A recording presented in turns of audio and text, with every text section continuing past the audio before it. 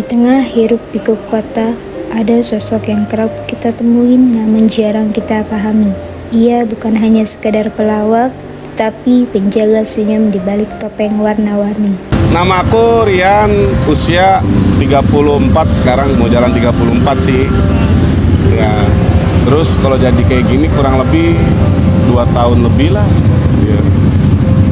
Enggak sih, cuman tadinya mah aku cuman sekedar iseng-iseng kayak gini nih, setelah aku nggak kerja, daripada aku nganggur di rumah, ya udahlah aku coba nyari duit seperti kayak gini ya. Nah setelah itu juga sekedar awalnya mah iseng-iseng, karena aku melihat ada orang Jakarta yang bawa ondel-ondel, bawa bayi umur 2 bulan. Di saat itu dia tidur di emperan ruko. Aku kasihan sama mereka dan aku coba untuk menolong mereka, untuk ngontrakin mereka, semuanya aku biayain. Dan setelah itu aku ngomong sama istri, boleh nggak aku ikut ondel-ondel. Awalnya aku bukan seperti ini, bukan badut ya, bukan seperti badut. Awalnya aku ondel-ondel, dan setelah itu aku ikut mereka lah, coba ikut mereka. Setelah ikut mereka ternyata adalah kejadian yang nggak sesuai dengan harapan.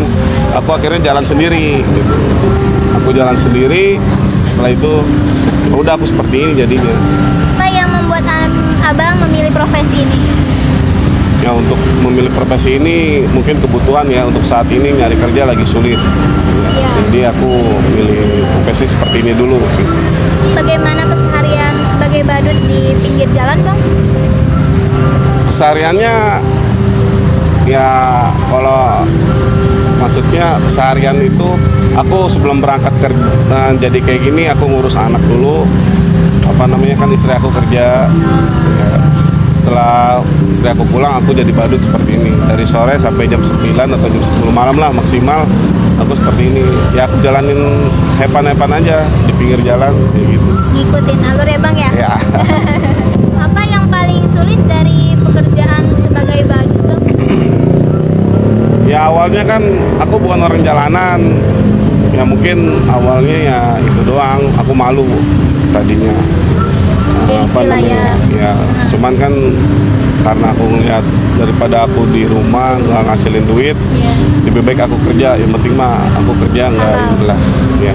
Apa yang paling menyenangkan atau mungkin sisi positif dari profesi badut, Bang? Sisi positifnya, aku sih gimana ya, aku bingung kalau ngituin sisi positifnya. Cuman setiap aku jalanin, aku semua kerjaan yang aku jalanin, apapun itu, aku buat happy semuanya. Aku kerjain itu dengan tulus, nggak pernah nggak pernah setengah-setengah aku kerjain, apapun itu aku kerjain.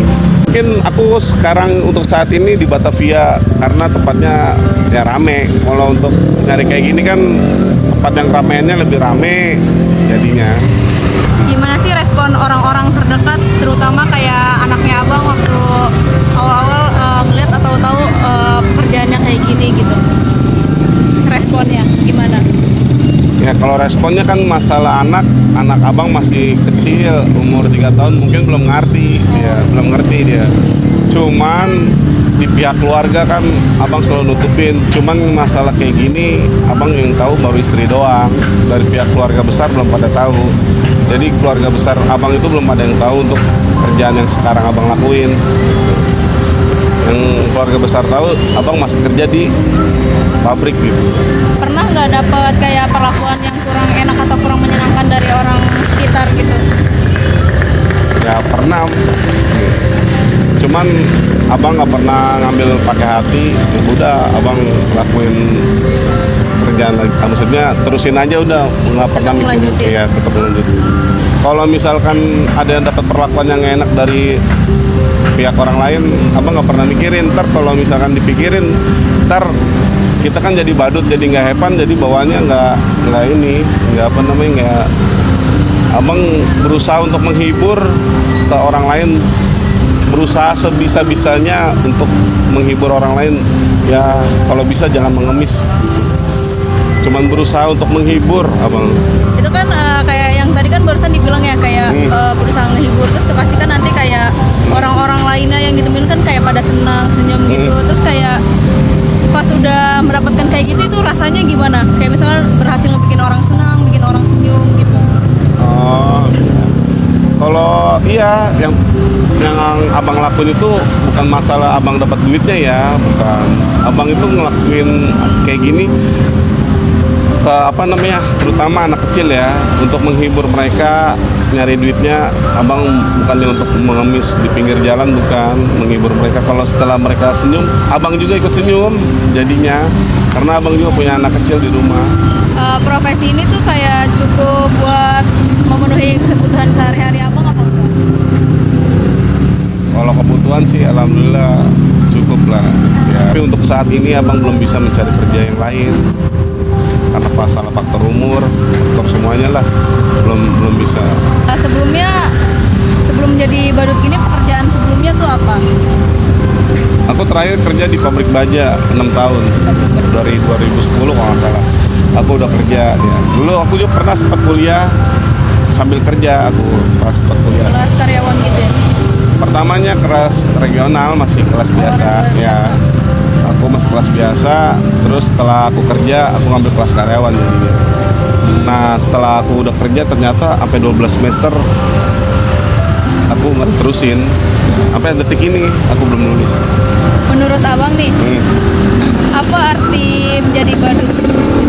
Untuk kebahagiaan orang lain ya, untuk abang pribadi sendiri ya, abang selalu berusaha untuk menghibur orang lain, siapapun itu abang selalu menghibur, untuk untuk berusaha menghibur dan tidak mengemis kepada orang lain abang. Apa harapannya buat kedepannya, baik buat abang pribadi, keluarga, atau di profesi saat ini? Ya cuma satu sih, buat anak doang. Kalau abang selalu berusaha untuk anak abang ya, supaya dia yang terbaik lah buat keluarga abang. Abang ngelakuin ini semua bukan buat orang lain, buat anak doang satu-satunya. Buat keluarga. Ya terutama keluarga, tapi yang paling utama itu buat anak abang, bener. Abang itu rela mati demi anak, apapun itu, sumpah. Tak semua pahlawan mengenakan jubah. Ada juga yang mengenakan kostum warna-warni dan menebar tawa dari pinggir jalan. Di balik senyuman itu, ada cerita yang layak kita dengar.